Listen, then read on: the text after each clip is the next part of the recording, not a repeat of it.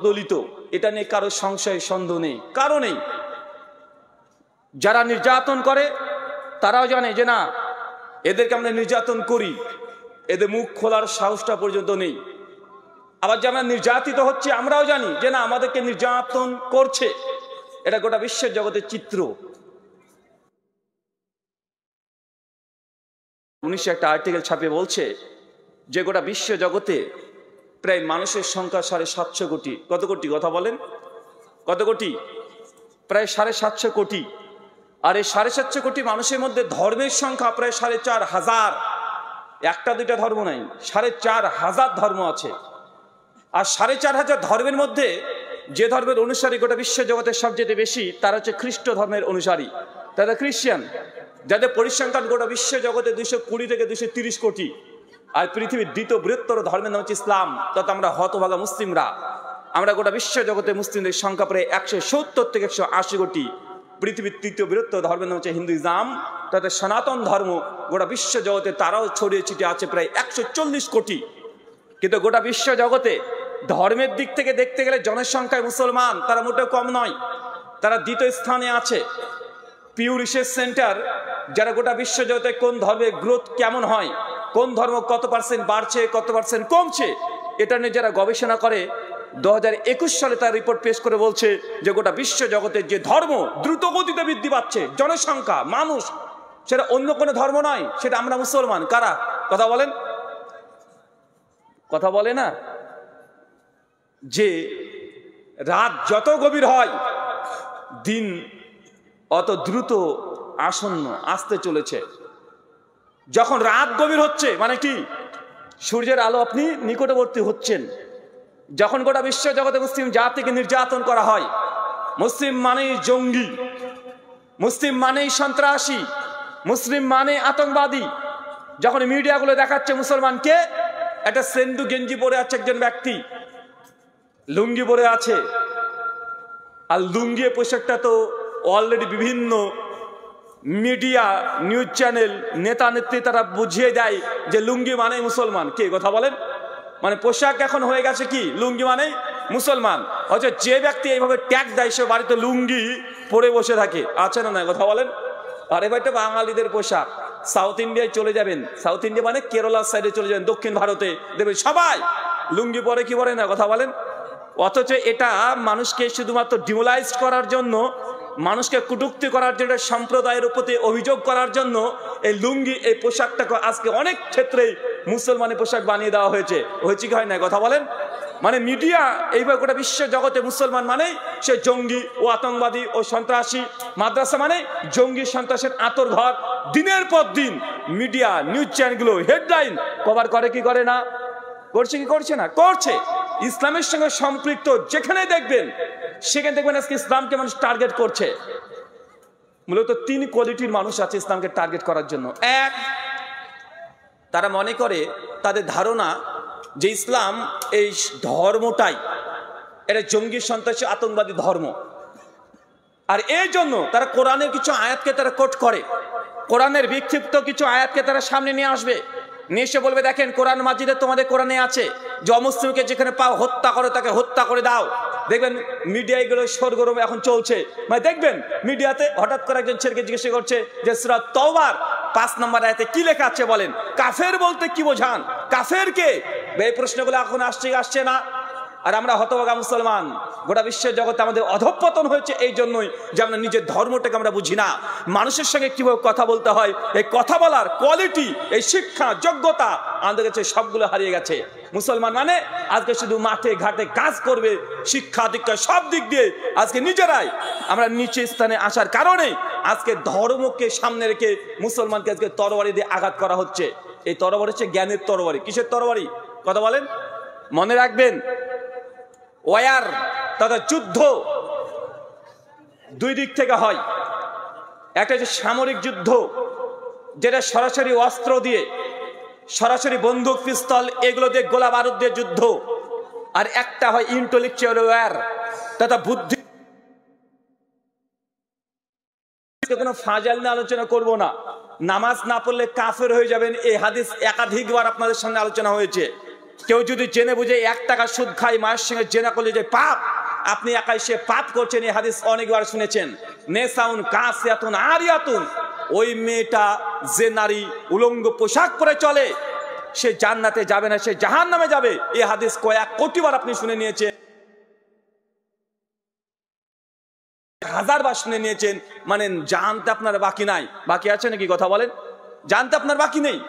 কিন্তু মুসলমানের অস্তিত্বের যখন প্রশ্ন আসে, মুসলমানকে যখন গোটা বিশ্ব জগতে ডিমোলাইজ করার চেষ্টা করা হয়, আল্লাহ সুবহানাহু ওয়া তাআলা কোরআন মাজিদে আমাদেরকে জানিয়ে দিয়েছেন কুনতুম খায়রা উম্মাহ, যে মুসলিম জাতি হচ্ছে সর্বশ্রেষ্ঠ জাতি। কিন্তু আজকে জাতির কি হলো যে গোটা বিশ্ব জগতে আজকে নির্যাতিত।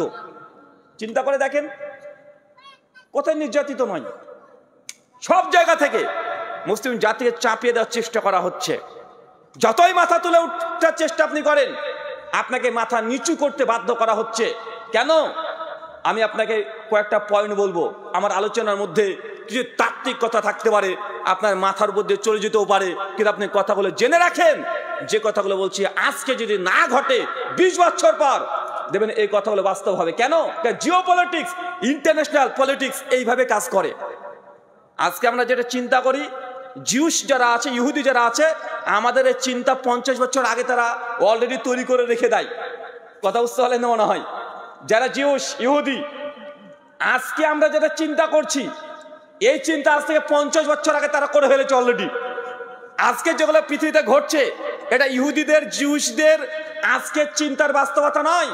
50 বছর আগে যেই চিন্তাগুলো করেছিল, যেগুলো স্ক্রিপ্ট লিখেছিল, আজকে বাস্তবে সেগুলো প্রয়োগ করছে। মানে আমরা তাদের জ্ঞানের চাইতে, তাদের দূরদর্শিতার চাইতে প্রায় 50 বছর আমরা মুসলিম জাতি পিছিয়ে আছি। এটা মানতেই হবে আপনাকে। কারণ আমরা তো ওই যে বলেছি আগেই যে আমরা মুসলিম মানে এখন আমরা হয়ে গেছি শুধু মাঠ ঘাটে চাষ করবো আর খাবো, টুকটুকি টোটো চালাবো আর খাবো, ওই রেল স্টেশন টেল স্টেশনে কুলিগিরি করবো আর খাবো, একটু ট্রাক বাস চালাবো, শুধুমাত্র ইনকাম করবো আর খাবো। মানে আমার যে ধর্মীয় কোনো জ্ঞান এমন এটাও যেমন নাই, দুনিয়াবি কোনো জ্ঞান এইদিকে আমরা আজকে ধাবিত হই না। এই জন্য যে জাতি জ্ঞান থেকে পেছনে চলে যাবে, ওই জাতি কখনো মাথা তুলে দাঁড়াতে পারবে? কথা বলেন। যে জাতি জ্ঞান থেকে পেছনে চলে যাবে। আর ইসলাম তো এসেছে জ্ঞান নিয়ে।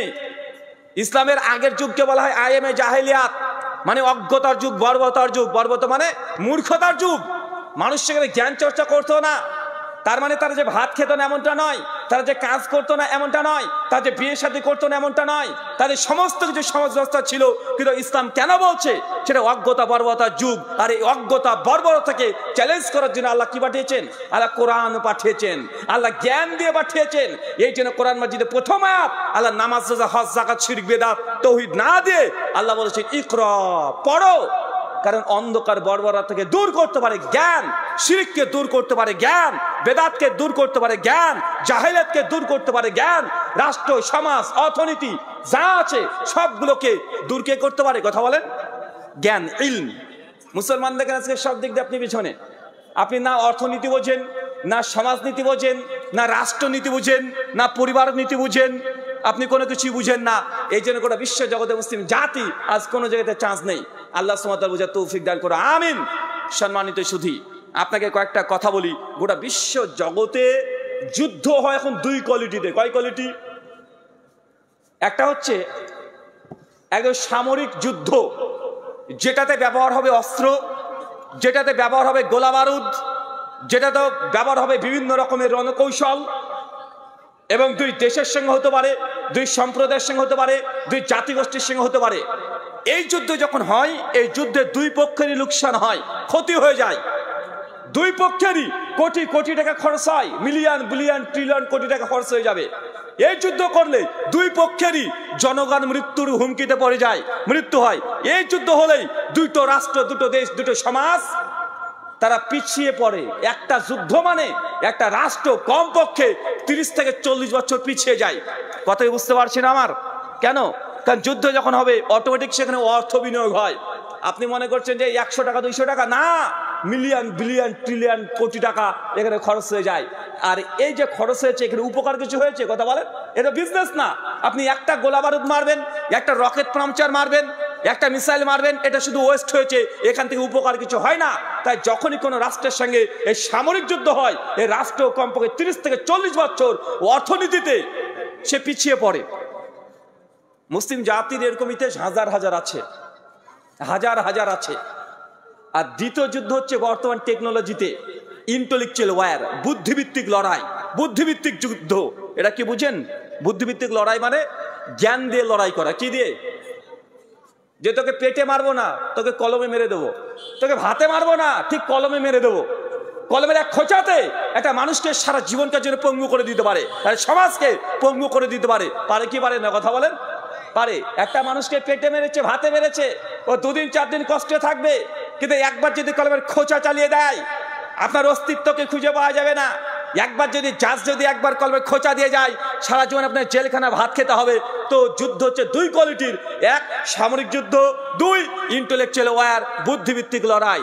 মুসলমানের সঙ্গে গোটা বিশ্ব জগতের যারা বড় বড় গবেষক, একজন ইহুদি পণ্ডিত ছিলেন, তিনি একটা বই লিখেছেন, দ্য জিউস উইজডম, প্রায় 2000 পৃষ্ঠার বই। কে লিখেছে? কথা বলেন।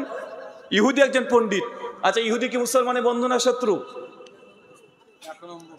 ফিলিস্তিনে দীর্ঘ 2 বছর ধরে মুসলমান জাতির উপরে আক্রমণ চলছে। হাজার হাজার শিশু বাচ্চাদেরকে হত্যা করছে। গোটা বিশ্বের মিডিয়া থেকে শুরু করে রাষ্ট্রগুলো তারা মুখ বন্ধ করে রেখে দিয়েছে। তারা মানব অধিকার, হিউম্যান রাইটস নিয়ে কথা বলে তারা।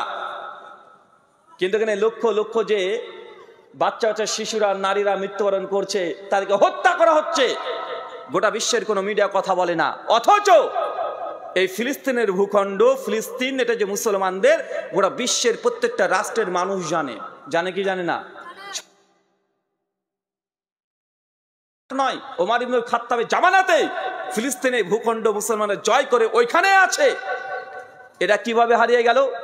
মুসলমানের কাছ থেকে কিভাবে চলে গেল? এই ছোট্ট ইতিহাসকে আপনার ব্রেনে ঢোকানোর জন্য আপনাকে জাস্ট একটা ঘটনার মাধ্যমে জানানোর চেষ্টা করছি। যখন হিটলারের নাম শুনেছেন? হিটলার 60 লক্ষ ইহুদিকে হত্যা করেছিল রাতারাতি। 60 লাখ ইহুদিকে হত্যা করে দিয়েছে, একদম গেস্ট চেম্বারে বন্দি করে 60 লাখ যখন ইহুদিকে হত্যা করে দিয়েছে, যত ইহুদি ছিল তখন গোটা বিশ্ব জগতে তার পালিয়ে বেড়াচ্ছিল যে কোথায় গিয়ে একটু আশ্রয় পায়। তারা বিভিন্ন ইউরোপ কান্ট্রিতে গিয়েছে, কিন্তু ইউরোপের খ্রিস্টানরা ইহুদিদেরকে আশ্রয় দেয় নাই। অবশ্যই ইহুদিরা করলো কি? তারা ফিলিস্তিনের ভূখণ্ডে মুসলমান তাদের কাছে চলে গেল। তাদের কাছে গিয়ে তখন বলছে যে ভাইজান, আমরা তো আপনাদের জ্ঞাতি ভাই। জ্ঞাতি ভাই মানে বুঝেন? ইহুদিদের সঙ্গে মুসলমানের সম্পর্ক কি? নবী ইব্রাহিম আলাইহিস সালাম, তার 2 জন স্ত্রী, একটা সারা, একটা হাজেরা। সারার গর্ভে জন্মগ্রহণ করেছে কে? সারার গর্ভে জন্ম কে করেছে? ইসহাক আলাইহিস সালাম। আর হাজেরার গর্ভে ইসমাইল। এই সারার গর্ভে যখন ইসহাক জন্মগ্রহণ করছে, তিনি একজন নবী। ইসহাকের সন্তান ইয়াকুব, ইনো নবী। ইয়াকুবের 12 সন্তান, তার মধ্যে বেনিয়ামিন, ইয়াহুদা। এই যে এখান থেকে শুরু হয়ে গেল। এর হচ্ছে ইহুদি গোষ্ঠী। কি গোষ্ঠী? কথা বলেন। ইহুদি জাতি। আগে ইহুদি কোনো ধর্ম ছিল না, ইহুদি একটা গোষ্ঠীর নাম ছিল। ইহুদা এই নাম থেকে ইহুদি এই বংশ পরম্পরা চলে এসেছে, এই যে ইহুদি। আর এই যে নবী ইব্রাহিমের আরেকজন স্ত্রী, সেকেন্ড স্ত্রী, তার নাম হাজেরা। হাজেরার সন্তান হচ্ছে, তার নাম ইসমাইল। ইসমাইল নাম জানা আছে না নাই? আলাইহিস সালাম। আর ইসমাইলের বংশধর হচ্ছে মুসলমান। মানে বাপ একজন, মা 2 জন, বংশ হয়ে গেছে 2টো, ধর্ম হয়ে গেছে 3টে। কথা কি বুঝতে পারছেন? তো যখন মুসলমানরা ফিলিস্তিনের আছে, সেই ইহুদিরা মুসলমানের কাছে গিয়ে বলেছে, ভাইজান, আরে আপনারা তো আমার জ্ঞাতি ভাই, আপনারা নবী ইব্রাহিমকে মানেন, আমরাও মানি। আরে আপনারা নবী মুসাকে মানেন, আমরাও মানি। আরে আপনারা যতজনকে মানেন, আমরা ততজনকে মানি, কিন্তু আমাদের উপরে নির্যাতন করা হচ্ছে, আমাদের একটু আশ্রয় দেন। মুসলমান সেই সময়তে ফিলিস্তিনের ভূখণ্ডে ইহুদিদেরকে আশ্রয় দিয়েছে। কি করেছে? আশ্রয় দিয়েছে। জাস্ট যে নির্যাতন হয়ে এসেছে, মুসলমান দয়া দেখিয়েছে। তারপরে ইহুদিরা ভেতরে থেকেই দীর্ঘ কয়েকশো বছর ধরে পৃথিবীতে যে কোনায় কোনায় ইহুদি ছিল সবগুলোকে ফিলিস্তিনে ঢুকিয়েছে। ভেতর তারা শক্তি, সামরিক অস্ত্র, যুদ্ধ কৌশল তারা তৈরি করে একটা পর্যায়ে মুসলমানদের সঙ্গে যুদ্ধ ঘোষণা করেছে। চিন্তা করতে পারছেন? মানে ঘটনা কেমন হলো জানেন? দেখা যাচ্ছে আমি বাড়ি আমার মুর্শিদাবাদ জলঙ্গিতে, আপনাদের বাড়ি এটা মুর্শিদাবাদের অন্তর্ভুক্ত, তো এটা বাসুদেবজির। দেখছে আমার জলঙ্গিতে আমার কিছু এলাকাবাসীরা আমার উপর নির্যাতন করেছে। আমি রাত্রিবেলাতে গাড়ি নিয়ে পালিয়ে এসেছি আপনার এলাকায়। আপনি রাত্রিবেলাতে বউ ছেলে নিয়ে আরামসে ঘুমাচ্ছেন ঘরের মধ্যে। আমি গিয়ে তখন আপনার বাড়ির গেটে নক করেছি, ঠক করেছি, আপনি গেটটা খুলে দিয়েছেন। আরে রাহুল ভাই, আপনি ভাই এখানে কি ব্যাপার, কি সমস্যা? আমি আপনাকে কাঁদো কণ্ঠে বলছি, দেখেন ভাই, আমার গ্রামবাসী আমার পুরো অত্যাচার করেছে, আমার বাড়িঘর তারা ছিনিয়ে নিয়েছে, আমি তাই যান বাঁচানোর জন্য পালিয়ে এসেছি, ভাইজান আমাকে একটু আশ্রয় দেন। আপনি বলছেন ঠিক আছে, কোনো সমস্যা নেই। আপনি আমাকে সঙ্গে সঙ্গে আশ্রয় দিয়েছেন আপনার বাড়িতে। যখন বাড়িতে আশ্রয় দিয়েছেন, আমি 2 বছর 3 বছর আপনার বাড়িতে আছি, আপনার ছেলে মেয়ে স্ত্রী পরিবার সবার সঙ্গে একদম নিজের পরিবারের মতো আচরণ করে, ভালো ব্যবহার করে আচরণ করে আপনার বাড়িতে আছি। আপনি আমাকে নিজের ভাই মনে করেছেন, আপনার বাড়িতে থাকতে দিয়েছেন, খেতে দিয়েছেন, পরিবারকে পরিবার করে দিয়েছেন, সব ঠিক আছে। হঠাৎ করে আপনি একদিন আমাকে বলছেন যে রুহুল আমিন ভাই, আমি তো 15 দিনের জন্য একটু আপনার ভাবিকে নিয়ে আমি একটু দীঘাতে ঘুরতে যাব, তো আপনার ভাবি আর বাচ্চাদেরকে আমি ঘুরতে যাচ্ছি, তো আপনি বাড়িতে কিছুদিন থাকেন, কোনো সমস্যা নেই, বাজারঘাট সব করে দিয়ে গেলাম, আপনি বাড়িতে থাকবেন, আমরা একটু ঘুরে আসি, ট্যুরে যাই। আপনি এই বলে বাড়ির চাবিটা আমাকে দিয়ে আপনি দীঘাতে ভ্রমণ করতে গেছেন বউ ছেলেকে নিয়ে 10 দিনের জন্য। আপনি হঠাৎ করে 10 দিন পর রাত্রিবেলাতে এসেছেন রাত 2টোর দিকে। এখন আমি কোথায় আছি বলেন তো ভাইজান? আমি কোথায় আছি? আমি আছি আপনার ঘরের ভিতরে। কার ঘরের ভিতরে? আপনার ঘরের ভিতরে। আর আপনি কোথায় আছেন? আপনি আছেন আপনার ঘরের বাইরে। চাবি কার কাছে আছে? চাবি আমার কাছে আছে। আর আমি আছি ঘরের ভেতরে। আপনি রাত 2টোর দিকে এসে ঠক ঠক করছেন, ভাই গেট খোলেন। আমি কোনো অ্যান্সার করছি না, আবার বলছেন ভাই গেট খোলেন। আরে রুল ভাই গেট খোলেন, আমরা এসেছি। আমি তো, কে বলছেন আপনি? ওই যে আমি ভাই, আমি ঘরের ভিতর থেকে চিৎকার মারছি, আমি যাই আমার বাড়িতে চোর পড়েছে, চোর পড়েছে, ডাকাতি হয়ে গেল গো। আর পাড়ার মানুষ এসে অন্ধকারে ধরে আপনাকে আর আপনার বউ বেটির যতজন আছে সে পিটিয়ে হত্যা করছে, পিটাচ্ছে। কেন? কারণ বাইরে আপনি আছেন, ঘরের ভেতরে আমি আছি। মানুষ ডাকাত আপনাকে মনে করছে, ছিনতাইকারী আপনাকে মনে করছে, আপনাকে পিটাচ্ছে চোর মনে করে। ওই যে বাড়ির মালিককে, ঘরে আছে কে? আমি। ঘরের মালিক আমি হয়ে গেছি। আরে মুসলমান ফিলিস্তিনে ইহুদিদেরকে ঢুকতে দিয়েছে, খেতে দিয়েছে, ব্যবসা করেছে, কিন্তু ভেতর ভেতর তারা ক্ষমতা অর্জন করে মুসলমানের বিরুদ্ধে যুদ্ধ ঘোষণা করে মুসলমানকে দেশ থেকে বের করে টার্গেট করেছে গোটা বিশ্বের মানুষ। যখন মুসলমানরা ওই ইহুদিদের বিরুদ্ধে যুদ্ধ ঘোষণা করে দিয়েছে, তখন বিশ্বের মিডিয়াগুলো বলছে মুসলমান জঙ্গি, মুসলমান সন্ত্রাসী। চিন্তা করতে পারছেন? মানে মিডিয়া এটা রাতকে দিন করতে পারে। সবাই জানে ভূখণ্ড হচ্ছে মুসলমানদের। মুসলমানরা তাকে থাকতে দিয়েছে, কিন্তু মুসলমানকে যখন তাড়িয়ে দেওয়ার চেষ্টা করেছে, মুসলমান পাল্টা আক্রমণ করেছে আর মুসলমানকে হচ্ছে জঙ্গি। মুসলমানের সঙ্গে এটাই ঘটেছে সারা জীবন। আমাদের ইন্ডিয়ান মুসলিমদের সঙ্গে এটাই ঘটেছে। কম বেশি একটু ইতিহাসটা পড়লে আপনারা বুঝতে পারবেন। বারবার দেখেন মুসলমানকে এখন আক্রমণ করার জন্য ইতিহাসকে বিকৃত করা হয়। বারবার একই কথা বলে যে ভারতবর্ষে মুসলমানরা তারা এক হাতে তরবারি নিয়ে এসেছিল আর এক হাতে কোরআন নিয়ে এসেছিল। ভাই বলা হয় কি হয় না? মুসলমানরা জোর করে অমুসলিমদেরকে জোর করে তাকে ধর্ম গ্রহণ করেছে। এই ইতিহাস পড়ানো হয় কি হয় না? এই ইতিহাস পড়ানো হচ্ছে। মুসলমানরা কি শখ করে ভারতবর্ষে এসেছিল? আরে না রে ভাই, মুসলমানরা শখ করে ডাকাতি করার জন্য ভারতবর্ষে কেউ আসেনি। মুসলমানকে আসতে সেই সময় বাধ্য করা করেছে। ভালো করে ইতিহাস পড়ে দেখেন, ভালো করে ইতিহাস পড়ে দেখলে ভারতবর্ষে প্রথম মুসলমান যিনি আসেন ভারতবর্ষের ইতিহাস বলছে তার নাম মোহাম্মদ বিন কাসেম। নাম কি? কথা বলেন, নাম কি? মোহাম্মদ বিন কাসেম। কত খ্রিস্টাব্দে?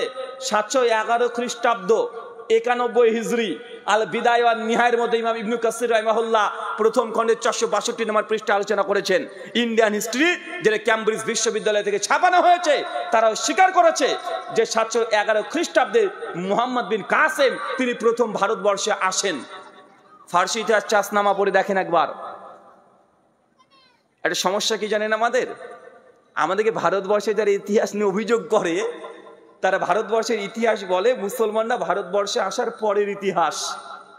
711 খ্রিস্টাব্দের পরের ইতিহাস বলে, কিন্তু 711 হিজরির আগে যখন মুসলমানরা ভারতবর্ষে আসেনি তখন ভারত ছিল কি ছিল না? কথা বলেন। 711 খ্রিস্টাব্দে তো মুসলমানরা ভারতে আসলো, বুঝলাম যে মুসলমানরা খুব খারাপ মানুষ, 711-তে এসেছে। 711-এর আগে ভারতবর্ষে ছিল কি ছিল না? ভারতবর্ষে মানুষ ছিল কি ছিল না?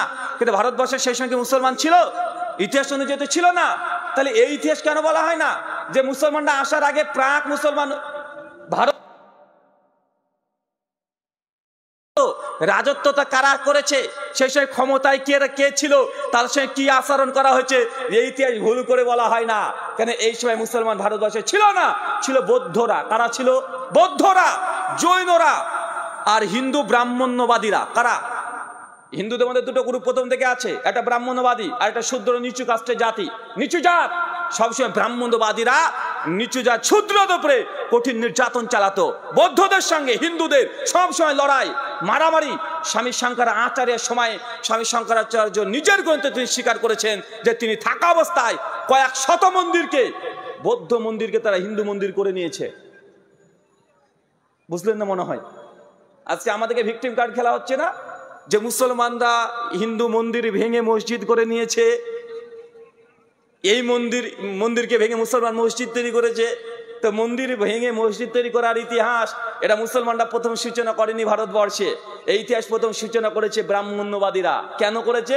তারা বৌদ্ধদের ধাম, বৌদ্ধরা কি বলে তাদের ধাম, এই ধামকে ভেঙে সেই সময়কার ব্রাহ্মণরা কি করেছে? তাদের মন্দির বানিয়ে নিয়েছে। এই ইতিহাস আপনি পাবেন না। আমি একটা জাস্ট দেখাই, নচেত মিডিয়ার যুদ্ধ, নচেত কালকে আর মিডিয়াতে ভাইরাল হয়ে যাবে নেন ঠেলা যে একজন হুজুর কি উল্টাপাল্টা কথা বলছে। চলেন আমি আমার কথা না বলি, আমি কথা শেয়ার করছি। স্বামী বিবেকানন্দ নাম শুনেছেন? স্বামী বিবেকানন্দের নাম শুনেছেন? কে কে শুনেছেন? আচ্ছা, স্বামী বিবেকানন্দ কেন বিখ্যাত বলেন তো ভাইজান? কেন বিখ্যাত? কারণ তিনি গোটা বিশ্ব জগতে হিন্দুইজমকে তথা হিন্দু ধর্মকে গোটা বিশ্ব জগতে তিনি রিপ্রেজেন্ট করেছেন। এই জন্য স্বামী বিবেকানন্দ গোটা বিশ্ব জগতে তিনি পরিচিত মুখ। স্বামী বিবেকানন্দ প্রথম ভারতবর্ষের বাইরে গিয়ে হিন্দু ধর্মকে প্রচার করছে আমেরিকার শিকাগোতে। এই জন্য এক কথায় স্বামী বিবেকানন্দকে সবাই চেনে, যারা মানে সুশীল সমাজ তারা স্বামীজি, রামকৃষ্ণ পরমহংসদেব সবাই তাকে পছন্দ করে। কলকাতার যে রামকৃষ্ণ মিশন আছে, স্বামী বিবেকানন্দ, এই বেলুর মাঠ, সবগুলো স্বামী বিবেকানন্দর আইডিওলজি থিঙ্কিং প্রচার করা হয়। স্বামী বিবেকানন্দজি যতগুলো বই রচনা করেছেন, যতগুলো বক্তব্য দিয়েছেন, সবগুলোকে মিলে একটাকে বই রচনা করা হয়েছে। বইটার নাম স্বামী বিবেকানন্দের বাণী এবং রচনাবলী। কি নাম বললাম? স্বামী বিবেকানন্দের বাণী ও রচনাবলী। এটা বইয়ে পঞ্চম খণ্ড 158 নম্বর পৃষ্ঠা। কত বললাম? পঞ্চম খণ্ডের 158 নম্বর পৃষ্ঠায় কে বলছে আমি মুসলমান না রে ভাই? স্বামী বিবেকানন্দ। ভারতবর্ষের স্বামীজির চাইতে আর বড় শিক্ষিত সেই সময় কে ছিল? কে বিশ্বাসই করে না। স্বামী বিবেকানন্দ এত বড় শিক্ষিত মানুষ ছিলেন সেই সময়কার। তিনি তার বই লিখছেন, কি লিখছেন দেখেন। যাহারা ভারতের ইতিহাসের কিছুমাত্র জানেন, তাহার নিকটে পূর্বোক্ত বিবৃতি দ্বারা প্রমাণিত হয় যে পুস্তকখানি আগাগোড়া প্রতারণা। মানে একজন লেখকের জবাব দিতে গিয়ে লিখছেন। এরপর তিনি বলছেন দেখেন, এরপরে বলছেন আচ্ছা দীঘাতে একটা জগন্নাথ মন্দির তৈরি হয়েছে না? মন্দির কোথাকার? কোথায়? ওটা পুরীতে। কোথায়? মূল জগন্নাথ কোথায়? পুরীতে। এটা তো ডুপ্লিকেট তৈরি করা হয়েছে। স্বামীজি কি বলছে দেখেন। স্বামীজি বলছেন এরপরে, আচ্ছা কারণ জগন্নাথ মন্দির একটা প্রাচীন বৌদ্ধ মন্দির। কি বলছেন? জগন্নাথ মন্দির একটা প্রাচীন বৌদ্ধ মন্দির। আমরা এটাকে এবং অন্যান্য বৌদ্ধ মন্দিরকে হিন্দু মন্দির করিয়া লইয়াছি। এরূপ ব্যাপারে আমাদিগকে এখনো অনেক করিতে হইবে। স্বামী বিবেকানন্দজি তিনি বলছেন যে পুরীতে যে জগন্নাথ মন্দিরটা দেখছেন কৃষ্ণ ভক্ত বৈষ্ণবদের, কিন্তু এই জগন্নাথ মন্দির এটা হিন্দুদের মন্দির কোনোদিনই ছিল না। এই মন্দিরটা কাদের ছিল? এটা বৌদ্ধদের ছিল। কাদের ছিল? বৌদ্ধদের ছিল। বৌদ্ধদের কাছে জোর করে তারা কেড়ে নিয়ে আজকে হিন্দু মন্দির বানিয়ে ফেলেছে। তো ভারত বর্ষে না হলেও বড় বড় কয়েক শত বড় বড় প্রাচীন যতগুলো মন্দির আছে তার সিংহভাগ মন্দির সবগুলো বৌদ্ধদের কাছ থেকে তারা চুরি করে জোরপূর্বক কেড়ে নিয়েছে। কারা? আমাদের হিন্দু সনাতনী দাদারা। আমার কথা এটা নয়, আমার কথা হচ্ছে এটা যখন আমাদেরকে বলা হয় যে মুসলমান তোমরা আমাদের মন্দির ভেঙে মসজিদ করেছো, তো ভারতবর্ষে কয়েক হাজার এরকম মন্দির দেখানো যাবে যেটা বৌদ্ধদের ধামকে ভেঙে আজকে মন্দির তৈরি করা হয়েছে। তার মধ্যে একটা জগন্নাথ মন্দির যেটা পুরীতে অবস্থান করছে। ভারতবর্ষে 5খানা বড় বড় মন্দিরের মধ্যে একটা মন্দিরের তথ্য স্বামী বিবেকানন্দজি নিজে বলছে বৌদ্ধদের মন্দির ছিল, হিন্দুদের ছিল না। কেন ফিরে দেওয়া যাচ্ছে না?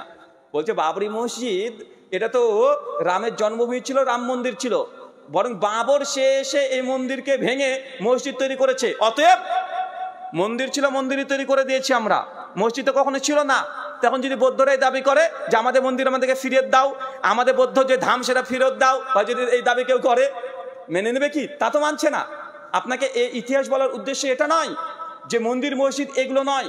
আমরা কোনো রাজনীতি নিয়ে কোনো কথা বলিনি। রাজনীতি যখন ধর্মকে নিয়ে কথা বলে তখন উম্মাদের সতর্কতার জন্য নিজেদের ইতিহাস বলা প্রয়োজন আছে না? কথা বলেন। আরে আল্লাহর নবী ভারতবর্ষের কথা আমাদেরকে জানিয়ে দিয়েছেন আগে থেকে। সহিহ বুখারী হাদিস না 7515 এবং 16, 18 এবং 25 চারবার হাদিস এসেছে। আল্লাহর নবী জবান দিয়ে তিনি ভারতবর্ষের কথা বলেছে। আল্লাহর নবীর কাছে সাহাবী এসে বলছে, ইয়া রাসূলুল্লাহ, আমার পায়ে খুব ব্যথা হচ্ছে, খুব ব্যথা, আমি কি করব? আল্লাহ নবী তখন বলছেন, তুমি ভারতবর্ষের চন্দন কাঠ ব্যবহার করো। এর মধ্যে 7খানা মেডিসিন আছে, রোগের প্রতিষেধক আছে। কয়খানা? 7খানা। নবী জবান দিয়ে ভারতবর্ষের চন্দন কাঠের প্রশংসামূলক অনেকগুলো কথা এসেছে। আবার আমাদেরকে এখন বলা হয় যে মুসলমান আমরা নাকি ভারতবর্ষকে ভালোবাসি না। বলা হয় কি হয় না? মায়ের চাইতে মাসির দরদ বেশি। এই দেশের মাটিতে প্রত্যেকদিন 5 বার আমরা মাথা অবনত করি। মুসলমান যদি মানুষ যদি মৃত্যুবরণ করে ভারতবর্ষের মাটির সঙ্গে আমরা দাফন হয়ে মিশে যাই। আর আমাদেরকে বলছে আমরা নাকি ভারতের ভূখণ্ডকে ভালোবাসি না। এটাকে মায়ের চাইতে মাসির দরদ বেশি বলা হয় না? ভাইজান, মুসলমান ভারতবর্ষে এসেছে মোহাম্মদ বিন কাসেম 711 খ্রিস্টাব্দে। কিন্তু কেন এসেছে প্রশ্ন করেন, উত্তর দেবে না তারা। কেন আসলো মোহাম্মদ বিন কাসেম ভারতবর্ষে? ওই সব জায়গায় ছিল, কেন এসেছে প্রশ্ন করে পাল্টা তাদেরকে। আরে মোহাম্মদ বিন কাসেম যখন ভারত আসে বয়স তার 17, মাত্র 17 বছর বয়স। আজকে ল অনুযায়ী, আজকে সংবিধান অনুযায়ী সে একজন নাবালক ছোট্ট শিশু। মাত্র 17 বছরে তিনি আরব থেকে বাগদাদ থেকে তিনি চলে আসছেন ভারতবর্ষে যুদ্ধ করার জন্য। কেন? কোনো কারণ নাই, এমনি চলে এসেছে? আরে না, চাষনামা উঠে দেখেন, ইতিহাসের কিতাব চাষনামা। আপনি এখনকার যদি ইতিহাস পড়তে যান তাহলে বিকৃত ইতিহাস অনেকগুলো পেয়ে যাবেন। সেই সময়কার সমসাময়িক এলাকার বিখ্যাত ইতিহাস হচ্ছে রাজতরঙ্গিনী। কাশ্মীরের ইতিহাসের জন্য পড়তে থাকেন, মুসলমানরা লিখেছে তা নয়। চাষনামা পড়ে দেখেন, হিয়াংশাং যখন চীন থেকে ভারতবর্ষে এসেছে ভ্রমণ করতে, তার হিস্ট্রি পড়ে দেখেন, তাহলে স্বচ্ছ ইতিহাসগুলো পেয়ে যাবেন। চাষনামার 125 নম্বর পৃষ্ঠায় লেখা আছে মোহাম্মদ বিন কাসেম ভারতবর্ষে কি কারণে এসেছিলেন। দুটো ঘটনা পাওয়া যায়। এক, সেই সময়কার বাগদাদের খলিফার নাম কি ছিল? হাজ্জাজ বিন ইউসুফ। কে কথা বলেন, কে ছিল? হাজ্জাজ বিন ইউসুফ। হাজ্জাজ বিন ইউসুফ যে মোটেও যে ভালো মানুষ ছিল তা না। মুসলমান তাকে জালিম শাসক হিসেবে চেনে। মানে সে কম জাদ্রেল মানুষ ছিল না। মানে কেউ তাকে টেক্কা দেবে সেটা এ হজম করবে না, কেউ তাকে একটা থাপ্পড় মারবে সে আর একটা থাপ্পড় মেরে ছেড়ে দেবে না, এমনটা ছিল না। মানে মুসলমান তাকে ভালো মুসলমান মনে করে না। হাজ্জাজ বিন ইউসুফ নাম বলার আগে বলে জালিম শাসক হাজ্জাজ বিন ইউসুফ। আমরা বলি কি বলি না? তো সেই সময় বাগদাদে আছে কে? বাগদাদে আছে হাজ্জাজ বিন ইউসুফ। আর আরব বাগদাদ, এই যে মধ্যপ্রাচ্য, সেই সময় তারা ব্যবসা করার জন্য ভারতে আসতো। কোথায় আসতো? কোথায় আসতো বলেন তো? ভারতবর্ষে আসতো তারা ব্যবসা করার জন্য। আর ভারতবর্ষে চলে আসবে কি ছিল দেখুন, এই যে জলপথ। আর জলপথের আমাদের মুম্বাইয়ের যে বন্দর আগে থেকে ছিল, মাদ্রাসে বন্দর আগে থেকে ছিল, বাংলাদেশের চিটাগাং আগে থেকে ছিল। 2000 বছর আগে এই বন্দরগুলো তৈরি হয়ে গেছে। এখন ওই জায়গাটাকে বলে সিন্ধ। ওটাকে কি বলা হয়? সিন্ধ। যখন মোহাম্মদ বিন কাসেমের সময়ে হাজ্জাজ বিন ইউসুফ তিনি শ্রীলঙ্কাতে ব্যবসা করার জন্য ভারতের যে বন্দর দেওয়াল বন্দর, বর্তমান পাকিস্তানের করাচির থেকে মাত্র 50 কিলোমিটার উত্তরের দিকে ওই বন্দর এখনো মজুদ আছে। ওই বন্দর হয়ে তাদেরকে ঘুরে যেতে হতো শ্রীলঙ্কাতে প্রবেশ করার জন্য, ব্যবসা করার জন্য। তা হাজ্জাজ বিন ইউসুফকে শ্রীলঙ্কা থেকে 5খানা জাহাজ ভর্তি খাদ্য, এই যে আমরা গরম মশলা বলি না, শ্রীলঙ্কা ভারতবর্ষে গরম মশলা প্রথম থেকে বিখ্যাত। গোটা বিশ্বে 1 নম্বর ভারতবর্ষে গরম মশলা, মানে 5 মশলা যেটাকে আমরা বলি চন্দন কাঠ, গোটা বিশ্ব জগতে এখনো এটা বিখ্যাত। ভারতবর্ষের মতো দামি চাষ অন্য জায়গাতে হয় না। তো ওই সময় শ্রীলঙ্কা হয়ে ভারতবর্ষের দেওয়াল বন্দর হয়ে বাগদাদ তখন জলপথে 5খানা জাহাজ ভর্তি খাদ্যদ্রব্য আসছিল। আর দেওয়াল বন্দর থেকে জলদস্যুরা হাজ্জাজ বিন ইউসুফের 5খানা জলজাহাজকে তারা হাইজ্যাক করেছিল, ডাকাতি করেছিল। মানে আগে ওই নদী পথে ডাকাতি হতো। যারা আপনারা পুরাতন মানুষ 70-80 বছর হয়ে গেছে তারা জানেন যে নদীতে যখন নৌকা চলতো আর একটা নৌকা আগে কি করতো? অ্যাটাক করতো, হাইজ্যাক করতো, কেটে তাদের সয় সম্পত্তি যা আছে ছিনতাই করতো। তো সেই সময়তে হাজ্জাজ বিন ইউসুফের 5খানা একদম জাহাজ ভর্তি খাদ্যদ্রব্য, তখন সঙ্গে সঙ্গে চিঠি পাঠাই এই দেওয়াল বন্দর, মানে দেওয়ালের এরিয়াতে যিনি সেই সময় রাজা ছিলেন তার নাম কি? তার নাম জানেন? দেবল বন্দরে হিন্দু রাজা, উনি এই সময়তে এখানকার রাজত্ব চালাচ্ছেন।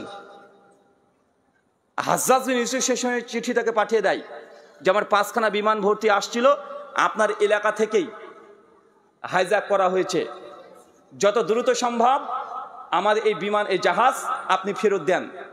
উনি তখন স্পষ্ট ঘোষণা করে দেন যে আমি পারবো না, এটা আমার আয়ত্তে নাই, কিন্তু তার আয়ত্তেই ছিল।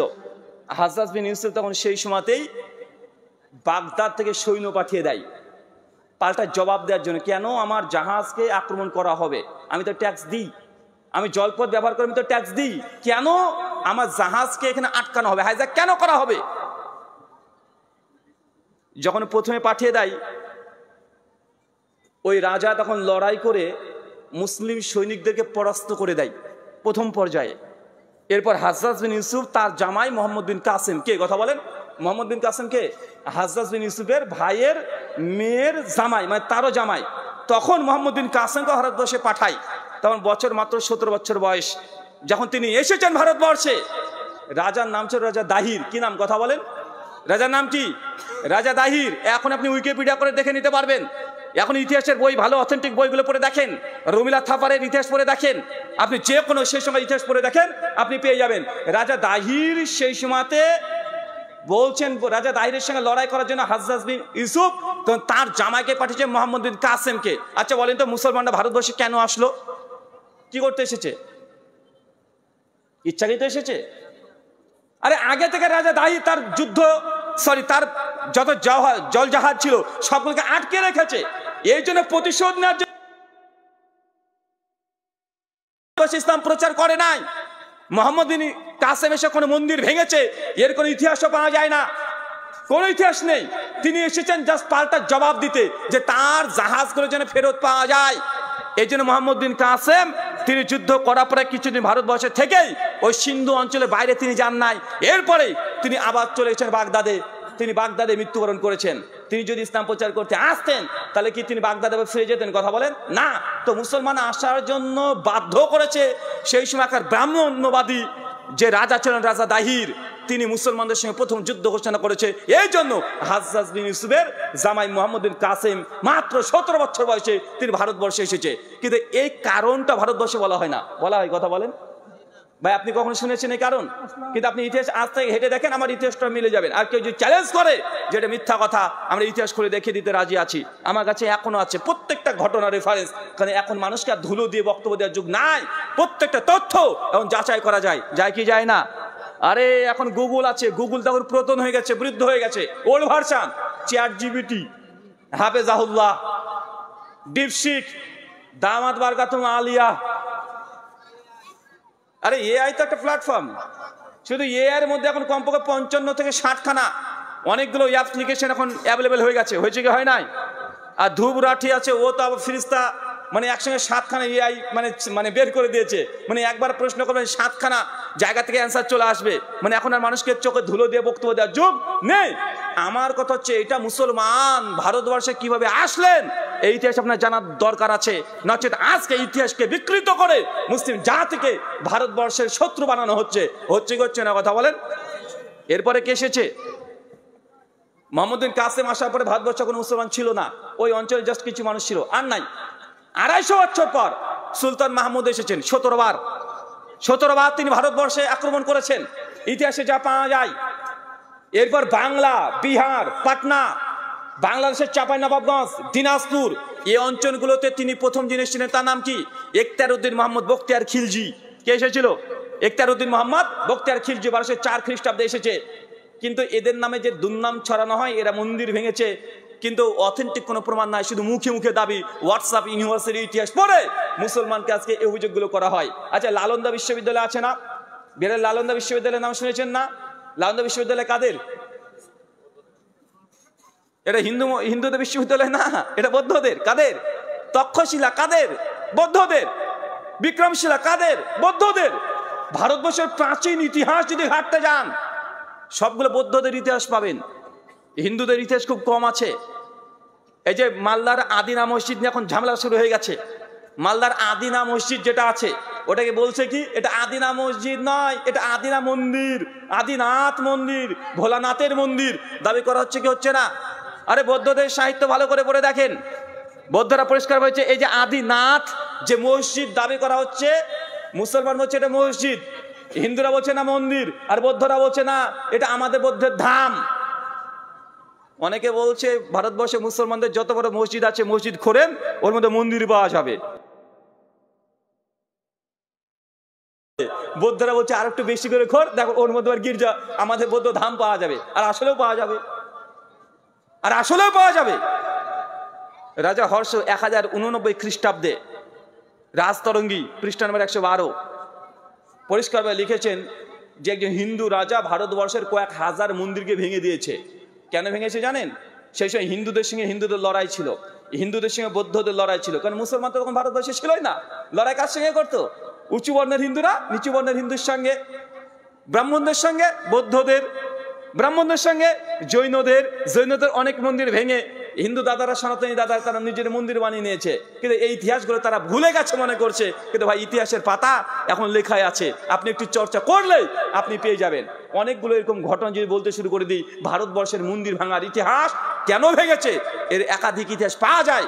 কিন্তু আমরা মুসলমান, আমরা তো ইতিহাস তো দূর কি বাত, আমরা বাংলায় ঠিক মতো পড়ি না, কারণ আপনাকে এসে আপনার ঘরের মধ্যে এসে বলে যাচ্ছে। আচ্ছা, আর ছোট্ট কথা বলি শোনেন, বাবরি মসজিদ যখন তৈরি হয়েছিল কত খ্রিস্টাব্দে? 1527 থেকে 30, কত? 1527 থেকে 1530 খ্রিস্টাব্দে বাবরি মসজিদ তৈরি করা হয়েছে। দাবি কি? এখানে রামের জন্মভূমি ছিল। আচ্ছা, থাকতেই পারে, এক সেকেন্ডের জন্য ধরে নিলাম, ফর সেক বা আর্গুমেন্ট ধরে নিলাম ছিল। তো রাম মন্দির তার মানে ভেঙে তারপর তো বাবরি মসজিদ তৈরি করতে হয়েছে, তাই না? তো বাবরি মসজিদ কত খ্রিস্টাব্দে তৈরি হয়েছে বলছেন? 1527 থেকে 30-এর মধ্যে।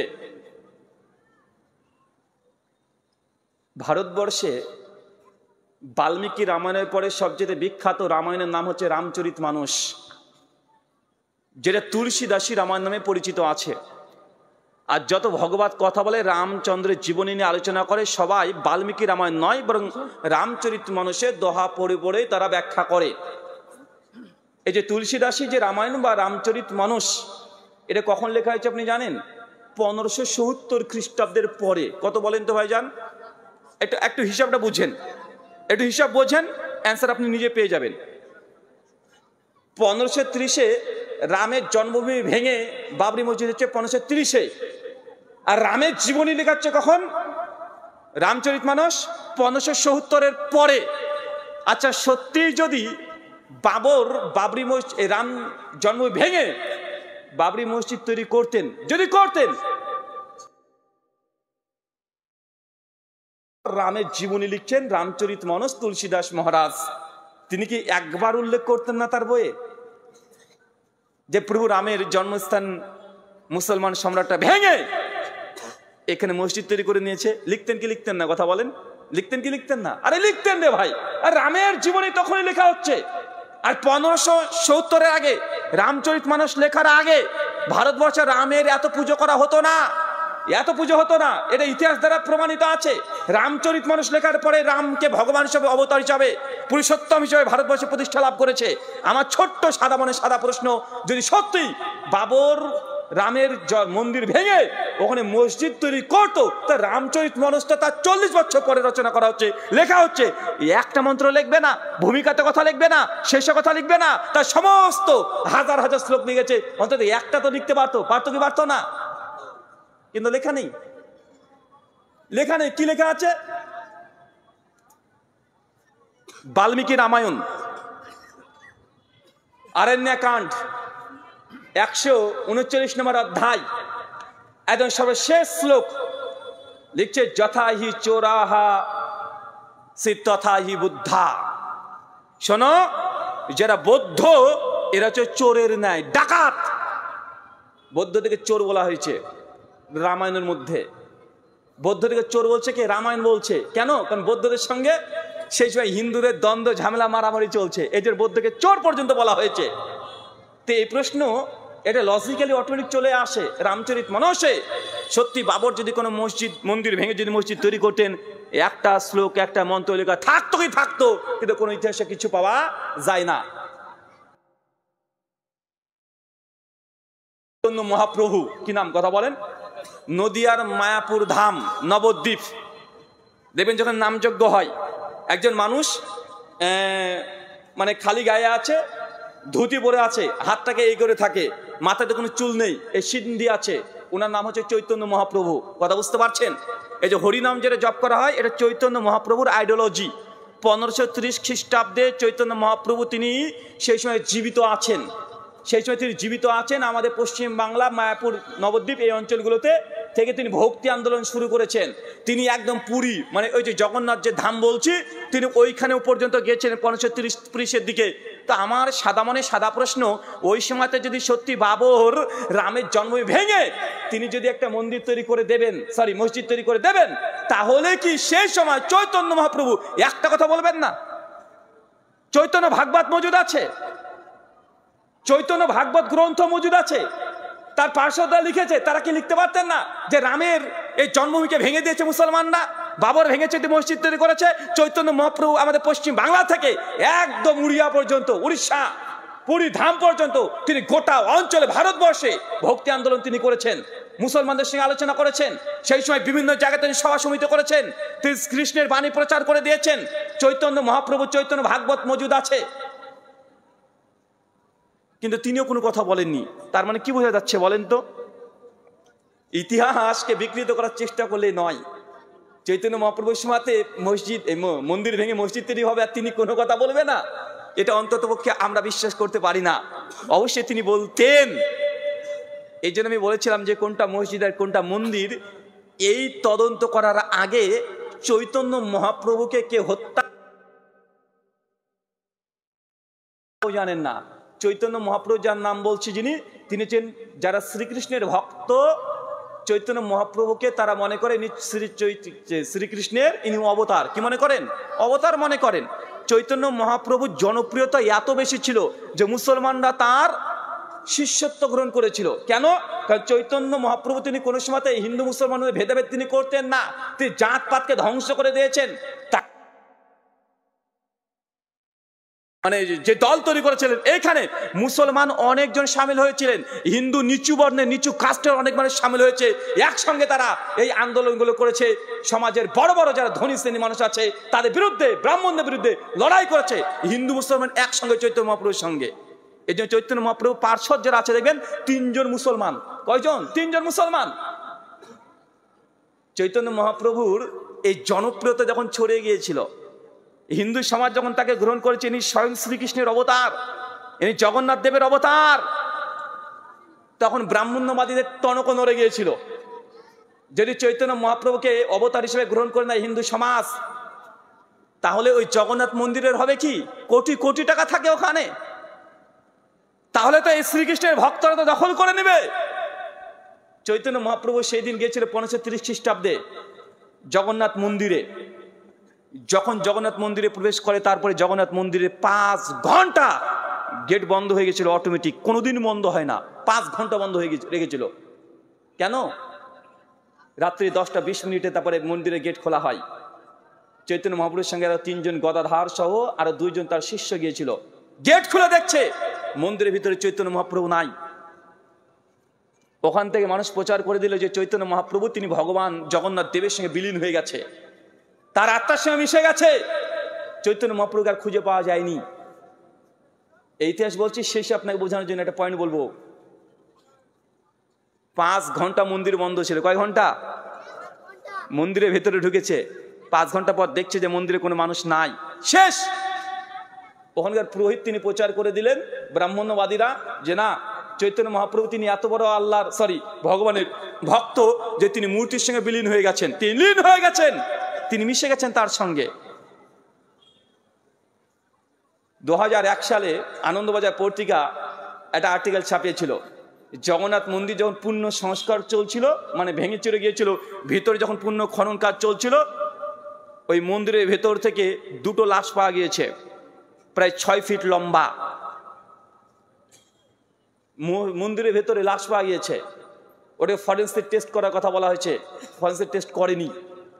অধিকাংশ ইতিহাস গবেষক যারা আছে তারা বলছে ওই মন্দিরে সেদিন চৈতন্য মহাপ্রভুকে হত্যা করা হয়েছিল এবং মন্দিরের ভিতরেই তাকে পুঁতে রাখা হয়েছিল। আর যে কঙ্কাল পাওয়া গিয়েছে এই কঙ্কাল এটা চৈতন্য মহাপ্রভুর। কার কথা বলেন? চৈতন্য দেবের, তার এটা কঙ্কাল। কিন্তু এই ইতিহাসকে ঢেকে রেখে দিয়েছে। কেন জানেন? কারণ চৈতন্য মহাপ্রভু তিনি হিন্দু মুসলমানদের ভেদাভেদ করতেন না, তিনি শূদ্র মুসলমান সব একসঙ্গে নিয়ে চলতেন। সেই সময় ব্রাহ্মণ্যবাদের টনক নড়ে গেছে যে লোকের যার জনপ্রিয়তা এই বই যদি ভারতবর্ষে চলতে থাকে তো ভারতবর্ষে এই রাজনীতি চলবে না, এই জন্য তাকে হত্যা পর্যন্ত করে দিয়েছে। কিন্তু এই ইতিহাস উদ্ঘাটন করতেও চায় না। একজন করতে গেছে জয়দেব মুখার্জি। জয়দেব মুখার্জি ঐতিহাসিক, হিন্দু ঐতিহাসিক, তিনি লিখেছেন, তিনি দুটো বই রচনা করেছেন বাংলাতে, কাহা গেলে তোমা পাই।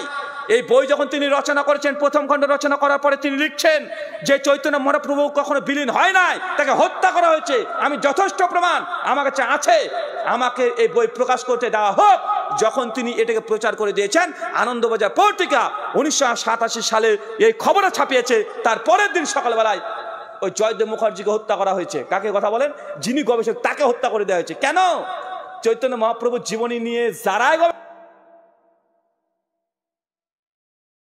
যারা আজকে আমাদেরকে বলছে মুসলমান তোমরা মন্দির ভেঙে মসজিদ করেছো, আচ্ছা তাদের মধ্যে এত আছে এই ইতিহাস যারাই বলেছে তাকে পৃথিবী থেকে সরে দেওয়া হয়েছে। তার জ্বলন্ত প্রমাণ জয়দেব মুখার্জির কাহা গেলে তোমা পাই, চৈতন্য মহাপ্রভুর অন্তর্ধান।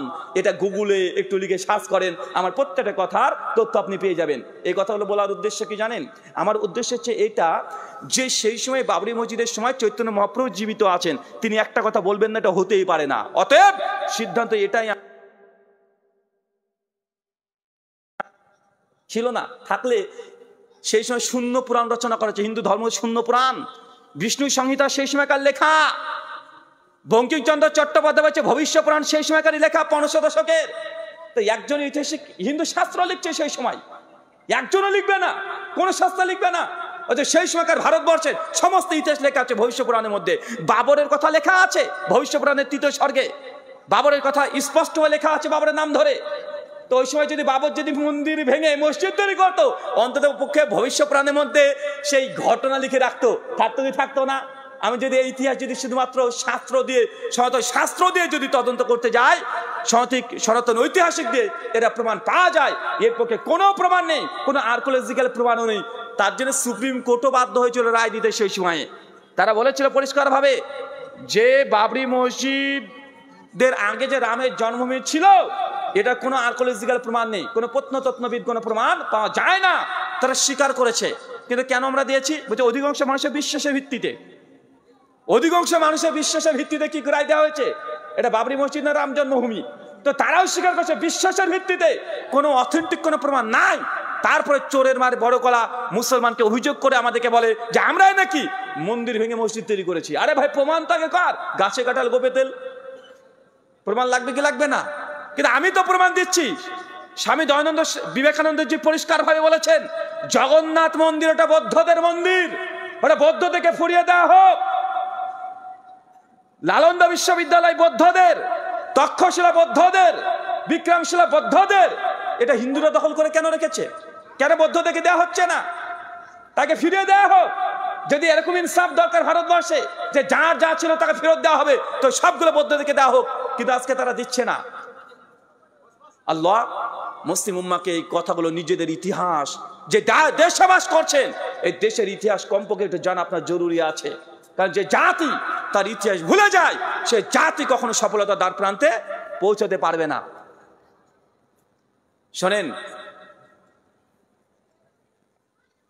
আপনাকে তো জাস্ট একটা দেখালাম। আমাদেরকে অভিযোগ করে বলছে যে মুসলমান তোমরা ভারতবর্ষকে ভালোবাসো না। প্রমাণ কি? বন্দে মাতরম বললো, মুসলমান বলতে নারাজ, না আমি বলবো না, না বলবো না। ওই যে দেখো দেশের দ্রোহী তকমা দিচ্ছে কি দিচ্ছে না কথা বলেন। বলছে তুমি মুসলমান, তুমি দেশকে ভালোবাসো? আপনি বলছেন আলহামদুলিল্লাহ আমি দেশকে ভালোবাসি। বলছে দেখো দেশদ্রোহী, তকমা দিচ্ছে কি দিচ্ছে না? আরে মুসলমান জবাব দেওয়া শেখেন। ওনাকে জিজ্ঞাসা করেন যে ভাইজান ভারত মাতা কি জয় কেন বলবো? সংবিধানে কোনো ধারা থেকে আমাদেরকে বলেছে ভারত মাতাকে জয় বলতে হবে ভারতবাসী, আমি এটা প্রমাণ করার জন্য? না, কোনো আর্টিকেল নেই। আচ্ছা, ভারত মাতাকে জয় কেন বলবো? তার যৌক্তিক কোনো কারণ দেখেন। উনি আপনার যৌক্তিক কারণ দেবে, দেখেন যে দেশে আপনি বাস করছেন সে দেশ তো মা, যে দেশে আপনি বাস করেন সে দেশ মা, মাতৃভূমি আপনার, তো সেই দেশকে মা বলতে সমস্যা কোথায়? খুব দারুণ কথা। যদি এই কথার সঙ্গে আমরা মেনে নিই যে দেশে আমরা বসবাস করে সেই দেশের ভূখণ্ডকে, সেই দেশকে ভারত, সেই দেশকে মাতা হিসেবে স্বীকৃতি দিতে হবে, তাহলে পাকিস্তানে হিন্দুরা আছে না নাই? পাকিস্তানে হিন্দুরা জন্মসূত্রে হিন্দুরা আছে না নাই? কথা বলেন। তাহলে পাকিস্তানে হিন্দুরা কেন পাকিস্তান মাতাকে জয় কেন বলে না? দেশে জন্মগ্রহণ করলে যদি সে দেশকে মা বলতে হয়, তাহলে পাকিস্তানে তো হিন্দুরা আছে, কেন পাকিস্তানের মাতাকে জয় বলছে না? বাংলাদেশে হিন্দুরা আছে না নাই? এখনো প্রায় 1.5 কোটির উপরে আছে। তো বাংলাদেশের কোন হিন্দুকে দেখেছেন যে বাংলাদেশ মাতাকে জয় তারা তাকবীর দিচ্ছে? শুধু ভারতের হিন্দুরা কেন ভারত মাতা জয় বলে? কেন বলে? ঋগ্বেদ মন্ডল নম্বর 6 সূক্ত নম্বর 43 লেখা আছে যে ভারত এটা হচ্ছে পুণ্যভূমি। এটা কি ভূমি? এটা আর্যবাদ, এটা পুণ্যভূমি। এর সমস্ত অবতাররা এসেছে, সমস্ত মহামানবরা এখানে এসেছে। তাই এই মহামানব যারা এসেছে, এই জন্য ভারত হচ্ছে পুণ্যভূমি, হিন্দুদের তীর্থস্থান। দিক থেকে এই দেশকে তারা মা মনে করে। এই জন্য উত্তরপ্রদেশে ভারত মাতা একটা মূর্তি আছে। কি আছে কথা বলেন? ভারত মাতা কি আছে? আরে ভারত মাতা মূর্তি। দুর্গা যেমন একটা দেবতা, লক্ষ্মী যেমন একটা দেবতা, ঠিক ভারত এটা একটা দেবতা। এই শুধু দেশের নাম নয়, ভারত মাতা বলতে গেলে ওই দেবতাকে উদ্দেশ্য করছে। তাই বঙ্কিমচন্দ্র চট্টোপাধ্যায় 1992 সালে জাতীয় কংগ্রেস যখন কনফারেন্স ছিল, সেই সময় তিনি এই বন্দে মাতরম এই গানটা তিনি রচনা করেছিলেন। আনন্দ মঠ উপন্যাসে লেখা আছে বন্দে মাতরম উদ্দেশ্য এটা মা দুর্গা, মা কালীর উদ্দেশ্যে তিনি এই গানটাকে রচনা করেছেন। পরবর্তী সময় এটা গান হিসাবে শুধুমাত্র ভারতে আছে, এটা জাতীয় সঙ্গীত হিসাবে নয়। কিন্তু ভারত মাতা এটা একটা আইডল, এটা একটা মূর্তি, এটা একটা ভগবান, এটা নারী দেবী। তো মুসলমান কেন একজন নারী দেবীকে মাতা বলে স্বীকৃতি দেবে? হিন্দু দাদাদের বোঝা উচিত, জানা উচিত, দেশে বাস করলে যদি ভারতকে, দেশকে মা বলতে হয়, পাকিস্তানের হিন্দুদেরকে পাকিস্তান মাতাকে জয় বললে একবার দেখাতে বলেন। বাংলাদেশের হিন্দুদেরকে একবার বাংলাদেশ মাতাকে জয় বলে দেখাতে দেখেন। সৌদি আরবে যেসব হিন্দুরা আছে তাদেরকে বলেন যে আপনারা সৌদি আরব মাতাকে জয় বলেন। মালয়েশিয়াতে যতগুলো হিন্দু আছে তাদেরকে বলেন মালয়েশিয়া মাতাকে জয়। দুনিয়ার কোনো দেশে কোনো মানুষ নিজের দেশকে মা বলে না। দেখেছেন আমেরিকাবাসী বলেছে আমেরিকা মাতা কি জয়? কখনো দেখেছেন? আরে নাই। আরে মুসলমান তারা কি বলে? আরে মুসলমানদের কাছে সবচেয়ে দামি, সবচেয়ে দামি শ্রেষ্ঠ জায়গা পুণ্যভূমি সে মক্কার মদিনা। আচ্ছা, মক্কা মদিনাকে আমরা মাতা বলি? কথা বলেন। মক্কা, আরে আমাদেরকে প্রশ্ন করছেন ভারত মাতাকে জয় কেন বলছেন না? বলি না বলে আমাদেরকে রাষ্ট্রদ্রোহী ঘোষণা করছেন। আরে মুসলমান যদি দেশকে মা বলা এই থিওলজিতে বিশ্বাসী হতো, মুসলমান প্রথম যে দেশকে মা বলে সম্মান করতো সে দেশটার নাম হচ্ছে মক্কার মদিনা। মুসলমান তারপরে বলে না। হিন্দু দাদাদের, সনাতনী দিদিদের এটা বোঝা উচিত। মুসলমানরা বলেন এটা তাদের এই চর্চা তাদের মধ্যে নেই, এই কালচার তাদের মধ্যে নেই যে দেশকে মা বলতে হবে। কথা বুঝতে পারলেন আমার? এটা তাদেরকে বোঝা উচিত। যদি হতো আমরা মক্কা মাতা কি জয় বলতাম, মদিনা মাতা কি জয় বলতাম, সৌদি আরব মাতাকে জয় বলতাম। আচ্ছা, আর একটা অভিযোগ কি আছে জানেন? যেখানে মুসলমানের সংখ্যায় বেশি ওখানে হিন্দুরা থাকতে পারে না, অমুসলিমরা থাকতে পারে না। মুসলমানের সংখ্যায় বেশি মানে অমুসলিমদেরকে নির্যাতন করে, এরকম একটা ন্যারেটিভ গোটা বিশ্ব জগতে ভারতবর্ষে প্রচার করা হচ্ছে। হচ্ছে কি হচ্ছে না? যে যেখানে মুসলমান বেশি ওখানে অমুসলিমরা টিকতে পারে না। উদাহরণ বাংলাদেশ আর পাকিস্তান, আর কোনো রাষ্ট্র পাবে না। ভালো করে তাদের জেনে রাখা উচিত।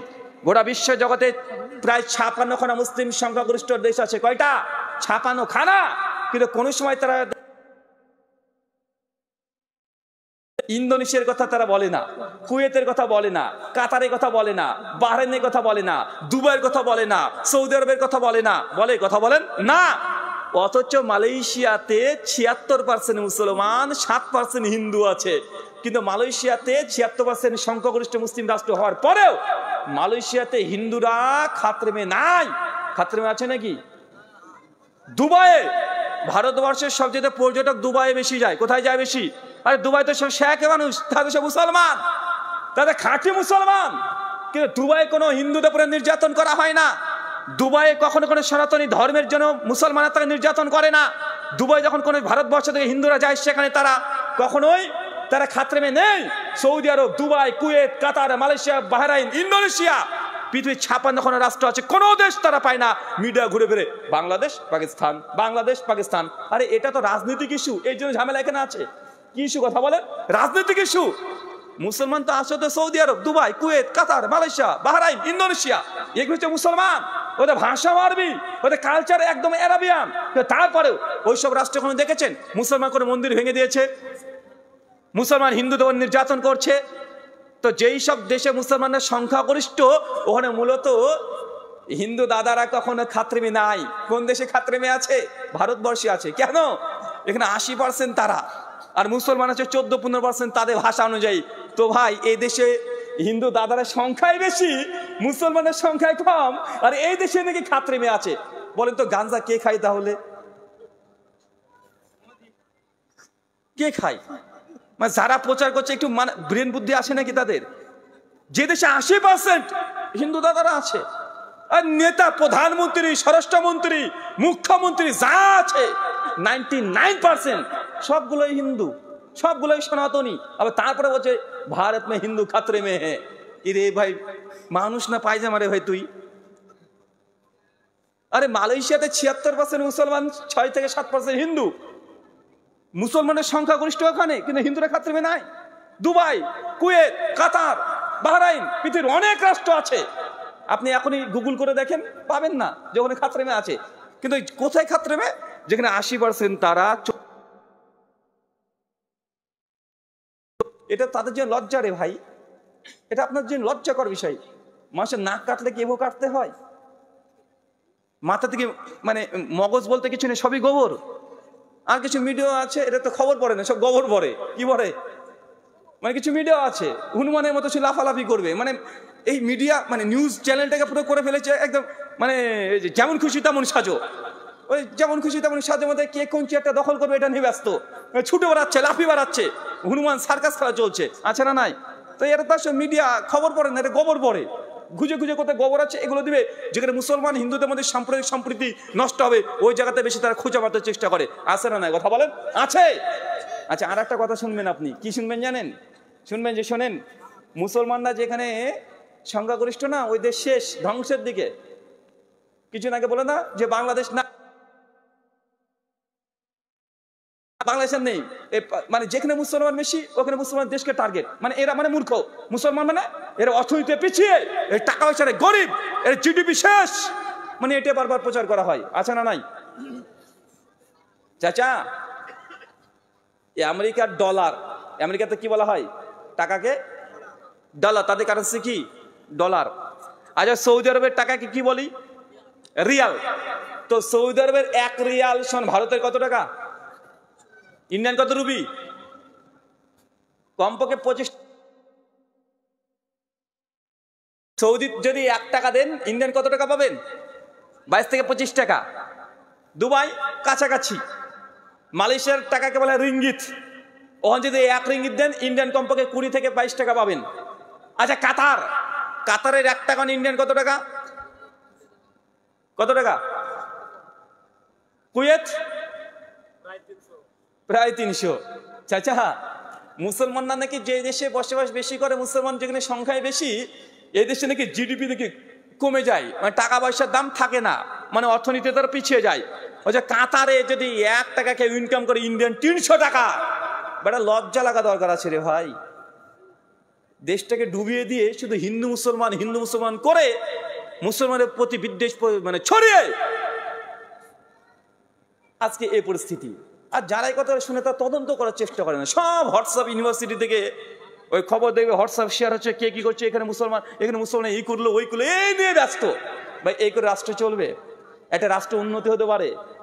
কোনো দেশের যদি একটা মানে সে দেশ কখনো উন্নতির দিকে হয় না, এটা গৃহযুদ্ধ লেগে যায়। কি লেগে যায়? এটা গৃহযুদ্ধ লেগে যাবে, ধ্বংস হয়ে যাবে দেশ। এই দেশ মুসলমানরা এসেছে, মুসলমানরা ভারতবর্ষে যখন প্রবেশ করেছে তখন থেকে মুসলমান দেশের সম্পত্তি কখনো বাইরে নিয়ে যায়নি। না, দেখাতে পারবেন না। দেশের সম্পদ দেশে লাগিয়ে রেখে দিয়েছে। সম্পদ নিয়ে যে তার সৌদি আরবে চলে গেছে এমন মুসলমান নাই। যে সম্পত্তি পাচার করেছে, হ্যাঁ ব্রিটিশরা করেছে, 190 বছর তার রাজত্ব করেছে, তারা 190 বছরে যা ভারতকে দিয়েছে তার 100 গুণ তারা পাচার করে ইউরোপ কান্ট্রিতে নিয়ে গেছে। এরা মুসলমান। ভারতবর্ষে যেমন রাজত্ব করেছে কোনো জিনিস তারা নিয়ে যায়নি, শুধুমাত্র সুলতান মাহমুদ কিছু অংশ নিয়ে গিয়েছিল সোমনাথ মন্দির থেকে কিছু অংশ, কিন্তু বাকি আপনি বাবর বলেন, অরঙ্গজেব বলেন, শাহজাহান বলেন, যা আছে তারা কেউ যে নিজের দেশে নিয়ে চলে গেছে না। এই দেশে এসেছে, এই দেশে যা করার করেছে, এই দেশের সম্পদ এই দেশে রেখে দিয়েছে, তারা কেউ পাচার করেনি। ভালো করে ইতিহাস আবার পড়ে দেখতে হবে। হোয়াটসঅ্যাপ ইউনিভার্সিটি থেকে ইতিহাস পড়লে মুসলমান হিন্দু মধ্যে দাঙ্গা লেগে যাবে, আর এগুলোতে রাজনৈতিক কিছু মানে সিদ্ধান্তর দিকে তারা উপকারী হতে পারে, কিন্তু দেশে গৃহযুদ্ধ লেগে যাবে। কি লেগে যাবে কথা বলেন? অভিযোগ করার আগেও কমপক্ষে একটু ব্রেনটাকে খালি রাখা, যে দেখো আমি কি বলছি। আল্লাহ সুবহানাহু ওয়া তাআলা বোঝা তৌফিক দান করে, আমিন। সুনান আবু দাউদ হাদিস 4597 কিদুল ফিতানে আসছে। সাওবান রাদিয়াল্লাহু আনহু হাদিস বর্ণনা করছেন, আল্লাহ নবী বলছেন যে অচিরেই আমার উম্মতের উপরে বেধর্মীরা এমনভাবে ঝাঁপিয়ে পড়বে, যেইভাবে ক্ষুধার্ত একটা প্রাণী কোনো খাবারের পাত্র দেখলে ঝাঁপিয়ে পড়ে, ওইভাবে আমার উম্মতের উপরে ঝাঁপিয়ে পড়বে। ভাই আজকে ঝাঁপিয়ে পড়েছে কি পড়ে নাই? আল্লাহ নবী 1500 বছর আগেকার কথা বলছে, আমার উম্মতের উপরে বেধর্মীরা ঝাঁপিয়ে পড়বে। কিভাবে? একটা ক্ষুধার্ত বাঘ খাবার দেখলে যেমন ঝাঁপিয়ে পড়ে, ওইভাবে ঝাঁপিয়ে পড়বে।